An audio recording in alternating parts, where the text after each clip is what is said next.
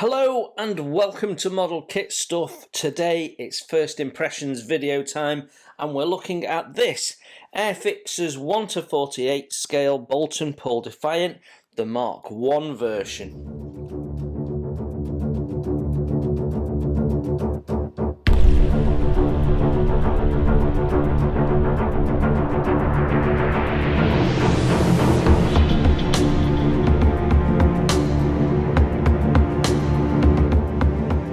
This is a really interesting kit. Now Airfix actually do this in 1:72 scale as well. I have built the 1:72 scale one in its night fighter livery and it looked awesome.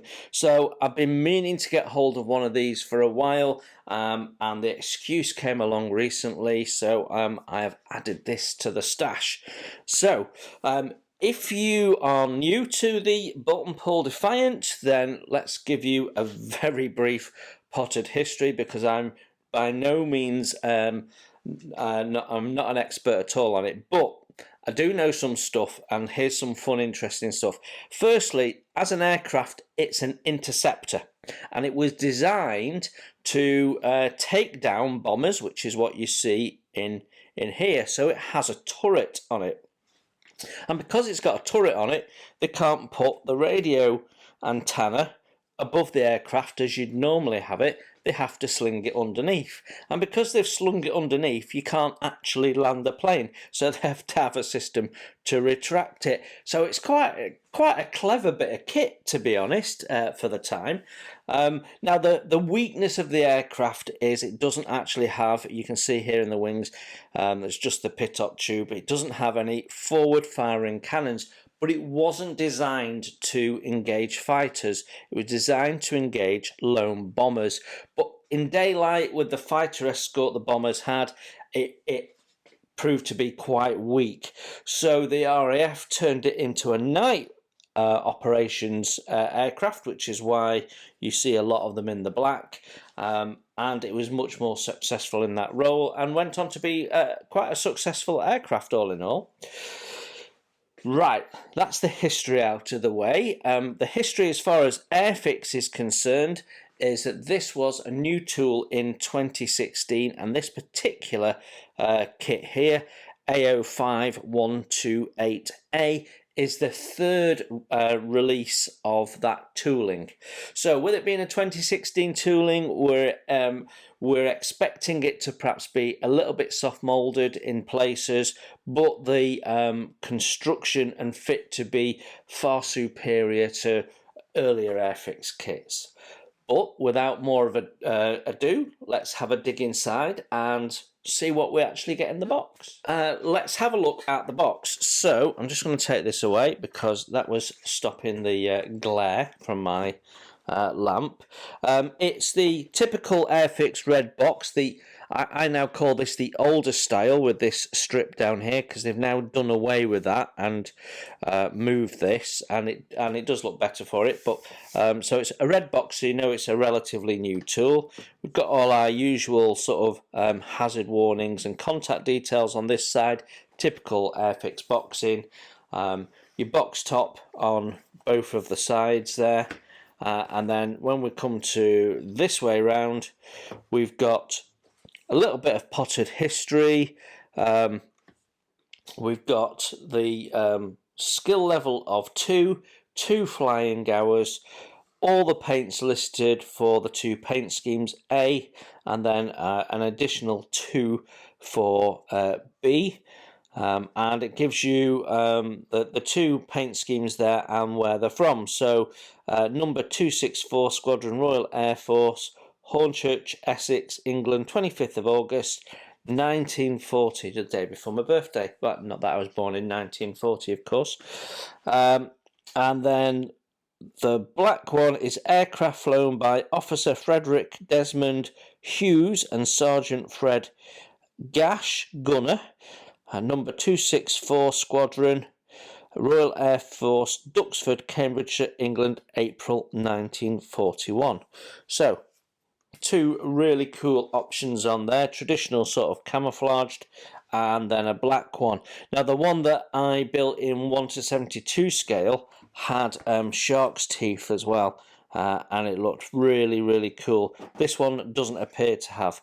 But inside the box we have our instructions, decals, and then a single bag with our familiar blue-grey plastic parts. So let's have a look at the instructions. So the familiar format for Airfix instructions, we've got an A4 portrait style build manual, which is stapled and is in colour. It's also in matte, so it's easy on the eyes, you don't get shine off the lights.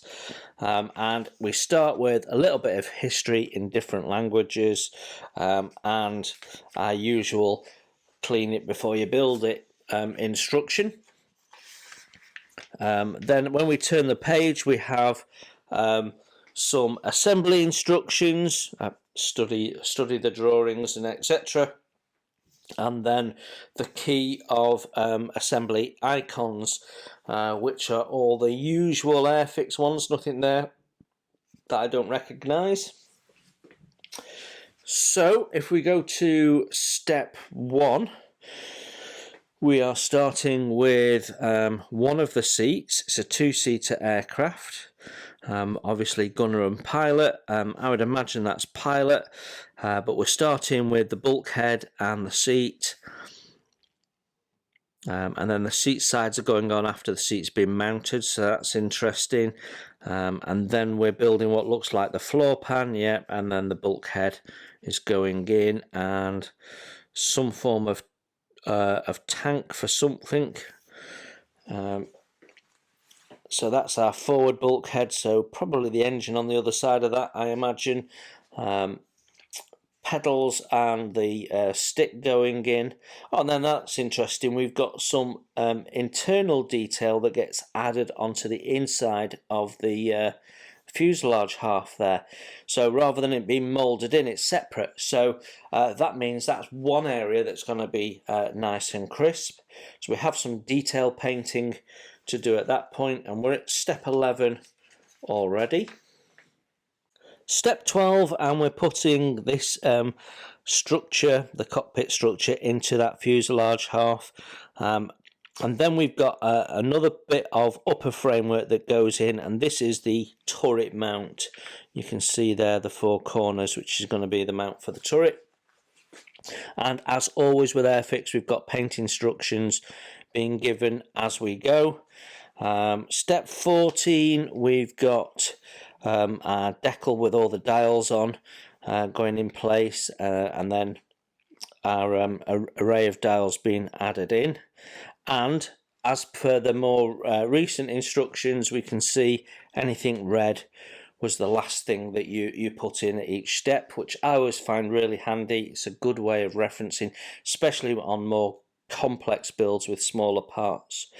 So step 15, and we're putting the 2 fuselage halves together.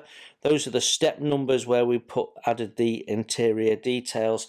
So at this point, everything should be painted in there, and you're putting those 2 halves together. It's nice to see that the top of the engine cowling is separate. That means firstly, you're not going to have a seam running at the top that you've got to mess around with, and secondly, you're not going to have any misshaping of the moulding, so that'll be a little crisper as well.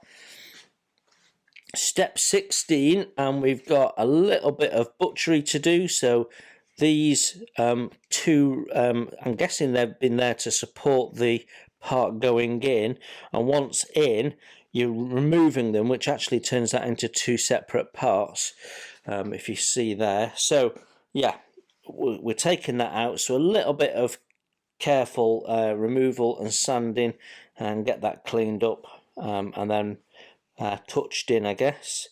Then we're building up this is the landing gear base, so we've got a centre section of the wings, so that's interesting.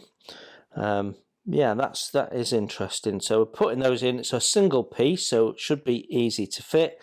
And then we've got some frames going in the wings, which suggests that we might have open wing detail options, maybe.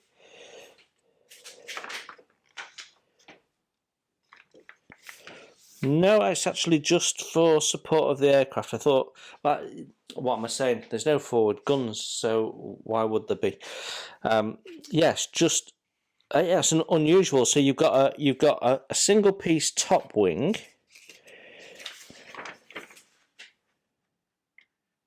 Right, yes, a single piece top wing, and then underneath you've got shorter stubby ends, which meet up with this centerpiece. Okay, and then those pieces we saw going in are just to add some stiffness and help alignment. So that's a slightly different way of building the wings, but fundamentally you've got two halves, haven't you? And then the fuselage mounts into that. We've got step 24, we're adding ailerons, which are posable, so that's nice, and they give you the geometry for that. Step 26, we've got the radiators with an instruction to drill a hole in it if you want to mount it on one of those stands that you can't get hold of. And then we're mounting that on the underside of the fuselage with our a little adjustable flap there. Again, the option of open or closed. So very similar to the Hurricane that we built not so long ago, tropical Hurricane there. Then we've got this. Is that a different version? Or is it one behind and one in front? Let me have a look. Yeah, okay. So that's the rear one. That's the front air scoop. Okay. Then we're building up the tail section, and again, tail is posable. The whole of the tail and flaps, the rudder is posable, so that's nice. Then we've got our engine cowling. So there's no engine detail in there. We're just covering it up. Tail wheel going in. Then if you're doing wheels up, we've got a couple of blanking plates that will go in. If you're doing gear down, which I guess most people do, then we're building up the gear here, which is what, 1, 2, 3 parts. So that's not too bad, is it? Then we're doing the wheels. Looks like we've got separate hood, which I always like because that makes painting of the tyres and the wheel hubs that much easier. 56, so they're saying aluminium for that. Looks like we've got weighted tyres as well, which is another nice feature. And then we're putting on the gear doors after everything's been set in place.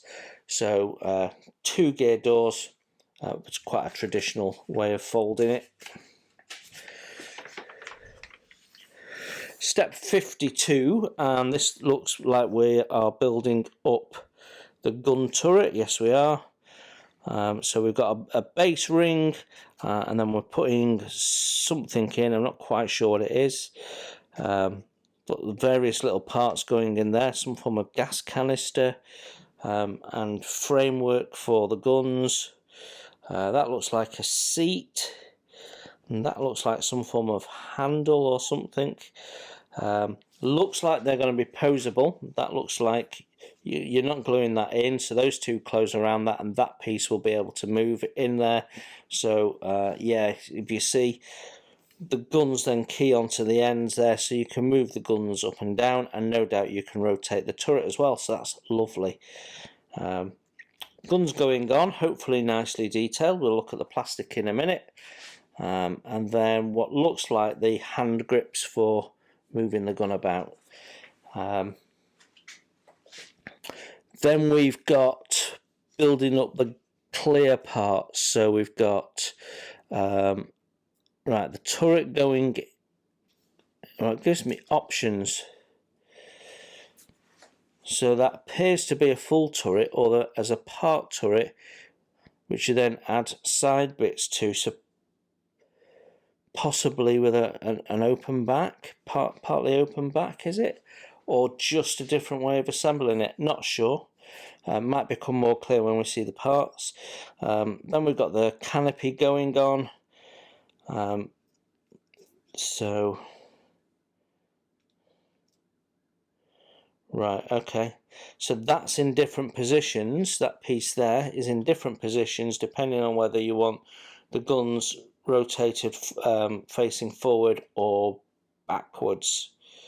Okay, and then whether you're having the canopy. Right, okay, so that isn't an instruction for inserting the turret, it's an instruction for building your canopy depending on how you intend to show your turret. So you need to think about that, and it does show the turret there open, so I think you've got an open or closed variation of the turret there, so you can have all the glass open so you can peer in if you like. Then we're installing the turret, so that just plops down, no glue, so it's held in place by gravity, and then we have this little plastic part which no doubt will lock it in, and then that's the rest of the fuselage going in place. So again, they're giving you the 3 options here depending on how you want to do it. So it's probable that actually you won't be able to rotate this, but just because you've got to arrange that depending on how the guns are. So in that position, quite possibly you might be able to rotate it fully. Yeah, not sure. But also that piece looks like it's in different positions as well, so can raise and fall as well. So a little bit of careful studying and clearly some decisions on how you want to display your model before you get to that bit, I think. So quite a crucial bit of that. Step 68, and we're building the propeller, which obviously will be able to spin in its housing there. Then we've got, I'm not quite sure what that is. Is that like a foot point so you can clamber on? Not sure, but you can have it up or down, clearly. Then we've got the exhausts going in, the propeller going in. So that must just clip into place by the looks of it. Then we've got pitot tube, separate lamps. That's really nice. And then the covers for the lamps and the wingtip lamps going in. That'll be interesting to see what that looks like in the plastic. Then we've got our antennas, and it's showing you the length that you need for in-flight or gear down. And you know what? I think this would be really cool to have this wheels up, so I think I might put this one on a stand and have it wheels up so we can see that down, put the rigging line across. I think that'll look really quite cool. Some thought about how we display that though, because the rigging, I think the rigging line is right down the middle, so that's going to foul a display stand, isn't it? Some thought on that, I think. Right, so 71 steps in total. Then we've got our paint instructions, so we'll do them one at a time. So we've already read the legends as it was on the side of the box. As always, it's a typical Airfix layout. We've got top and bottom views and 2 profile views, and then the propeller. So a white nose cone, and then an earth and dark green camouflage scheme with the beige green underneath. Interestingly, the gun turret looks to be black, and it's also showing us the position of the decals. There's not too many, fairly easy job to get those on, I would think. Then we have the black version. So fewer paints as a result, because it's black all over. It makes it easier to paint, but not necessarily as easy to weather. But yeah, I do think it looks really good in the black, though. Some shark's teeth make all the difference. If I remember, I will show you a photograph of my 172 scale one at the end of the video, so you can get an impression of what it'd look like built up, even though it's a different scale. So a few decals going on, but not much to see. It's almost silhouette, isn't it? Which of course is the idea. Even the propellers are black. Just when you thought you were going to get away with it, they add an extra page with the stencils on. So actually not too many, but there's some nice stencils to go on the wings and the tail area. And when you flip it over, a lot of these are in red, so they really pop out on the black background if the night version is the way you're going to go. I think it looks lovely. Great set of instructions, as always from Airfix. Can't fault their instructions. They're amongst the best you can get, in my view. So our decal sheet next, and it's not too large, and it's the we know the cartographs are the good quality decals, and they're split up with the common decals at the top, and then Scheme A and Scheme B. Scheme B being the night version one, so you get some nice bright yellows on there. You get some stenciling to go on. So that'll all look really quite nice against the black. And just look at how much decal film you've got around the stencils. Shall I tell you how much? None. They're absolutely beautiful. You've got those two that are grouped together. You've got some on there, but even the middle of the P's I've got no stencil film. So yeah, really nice. Bit more basic and possibly bland if you're doing the version that the daytime version. And then you've got all these stencils here, many of them in red, so they really stand out against that black, like I've said. And a nice set of decals for all your cockpit instruments. Nothing wrong with those. We know they're going to go down fine. They're a thing of beauty. Right, our plastic parts are in a single bag, as is Airfix's way at this scale at least. And then we have a bag with our clear plastic parts in separately. So let's get rid of them and we'll do them in some form of order. So sprue A, and the first thing that shouts out at you is how well spaced out these are. You can see everything clearly and easy to get to. We've got the two fuselage halves and we've got tail bits, and you can see possibly in the light there we've got some ejection, moulding ejection fluid. So a good wash as instructed. We've also got our weighted tyres there, our hubs. So let's have a look. There's not a lot of panel line detail on here. This will be accurate, of course. Makes me think that possibly it's a wooden construction.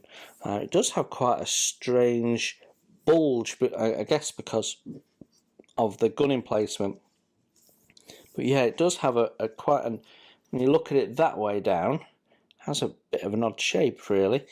But yeah, we've got some nice panel lines, and actually quite, not big troughs, not too deep.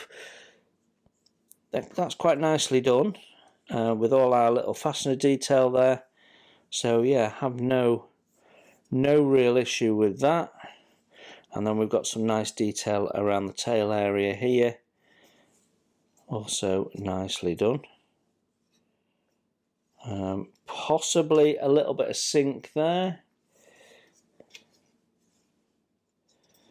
But we're going to expect some for the age of this particular kit. Then we've got the floor pan. That's the piece that we put in. It goes in that way, and then we cut those off. That's the part that goes into the gun turret base. So we've not got parts grouped together. Then we've got the weighted tyres, and again there's a bit of sink in the sidewall there. Nothing major, and quite a bit of sink on the bottom, but that will be hidden in reality, won't it? So but you're going to fill it anyway, of course you are. Those are the wing internal bits. The hubs, they look a bit bland to me, but maybe that's how they were. And then we've got the tail parts, which again got some nice detail on, so all looks nice. Sprue B, another well spaced out sprue, which has got more large parts in, so we can see the undercarriage parts here. We've got the engine cowl cover, bits for the tail, and also the upper wing. So quite a short stubby wing actually on the Defiant. So not sure what that is. Looks like there's been some tape or something on there. You see that? Not quite sure what that is, but yeah. So yeah, the cowling looks nice, got some nice fastener detail on there, and again nice detail on the undercarriage part, and we do have some detail in the gear bays as well, with some wiring and bits and pieces and pressed steel effects at the back, so that's all very nice. Will look great under a wash. No issues, it's lovely and crisp, there's no flash. Yeah, no issues with sync. A nice bit of texturing on the tail there. Yeah, all looks good, doesn't it? Take some photos for the end of the video. Sprue C now, a smaller sprue, but we've got smaller parts, but it's still nicely uniformly laid out. Look at how neat and at attention these rows are of parts. Very easy to navigate and find our way around it. We've got the gear up parts there, and then what I guess is gear down, which they do have a little bit of sinking, nothing major, and it's a flat surface, so easy to sort. Then we've got our pilot seat there, which has some texturing on, which is nice to see. Got our grills there, let's just have a look at those. Yeah, they've got texturing as well, very nice. All sorts of little details, and look how crisp the detail is for the inside of the cockpit. Then our guns, and they're really nice actually. You're going to have to drill out the flutes on the end, but they are really nicely done. Quite thin, so careful to remove those. Then we've got our spinner. Tail wheel is all moulded in a single piece. We've got a bit of a seam to remove there, if we can get the camera to focus in, but nothing major. Yeah, nothing wrong with that. Very crisply moulded actually. So like I say, I'll take some photographs for the end.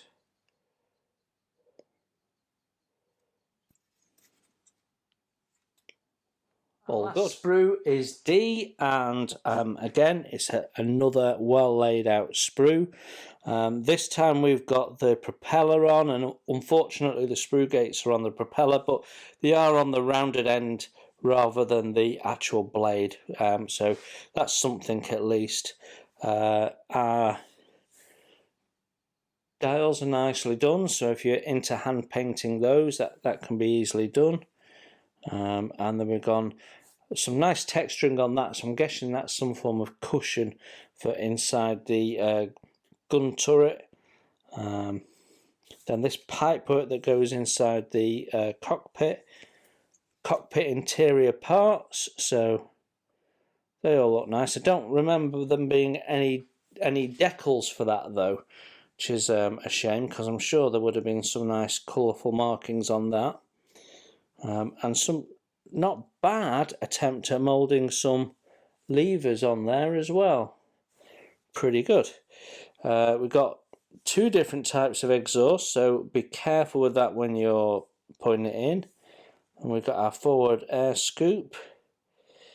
Yeah, the sprue gates on that, you have to be careful removing those and sanding them back. You can misshape that part if you're not careful.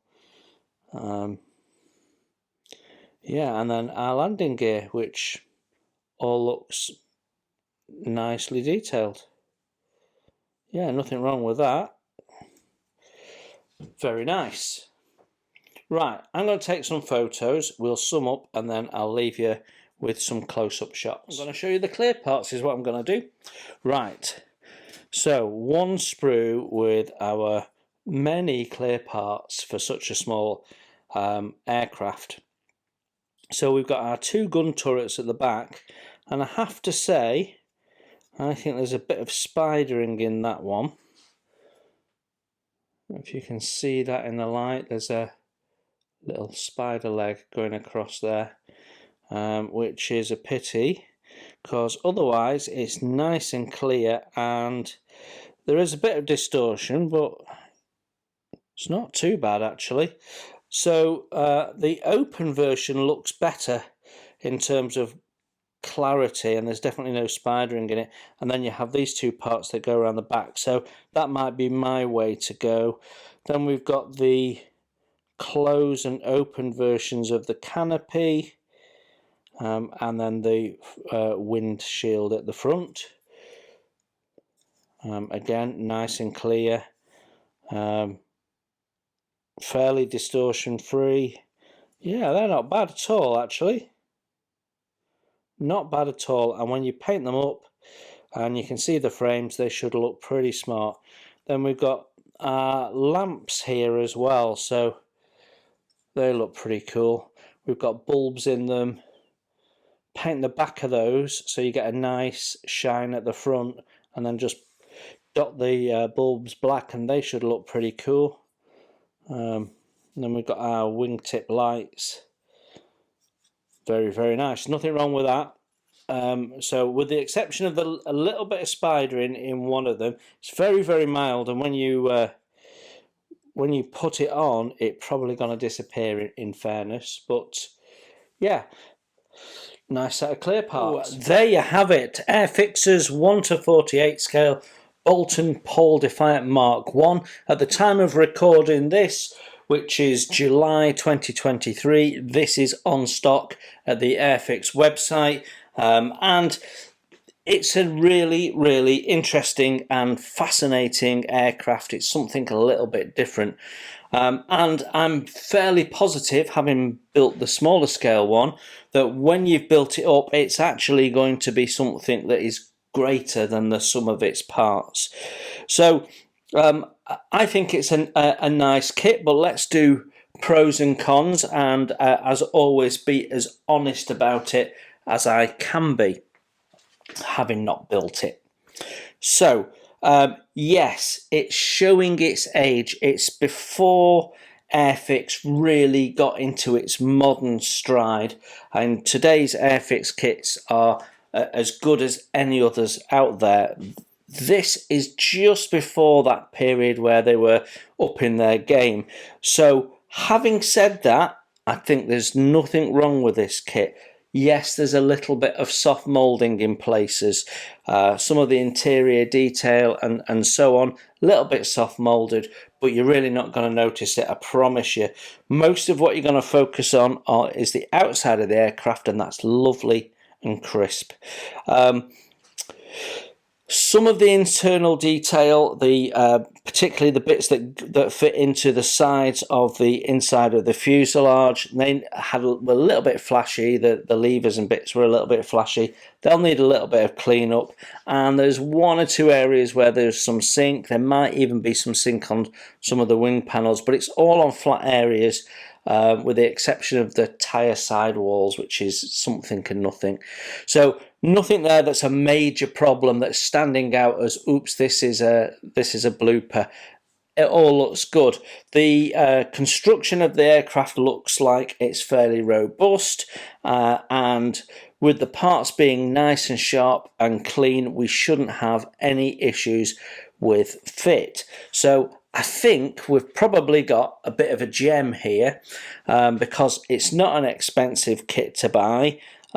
It's not an overly complex kit, being just a skill level 2.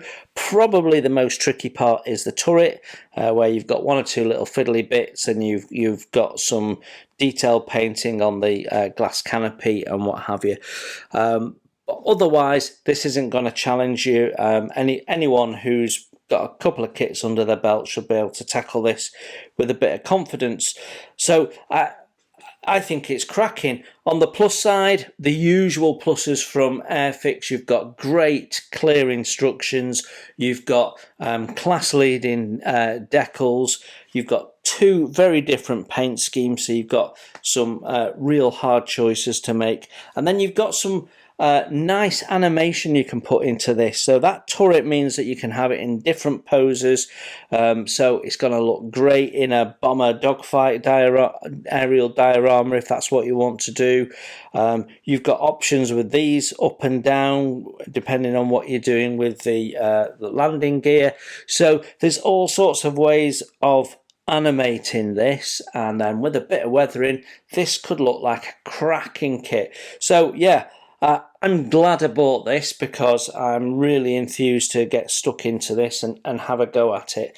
So yeah, very nice model. I'm deeply impressed with it. Given its age, I think it's stood up really, really well and should build well. So I'm happy with it. If you've been looking at this or interested in this, you now know what you get in the box. So I hope that was useful in some way. So you go and enjoy your modelling, and I will see you really soon. Thanks for looking in.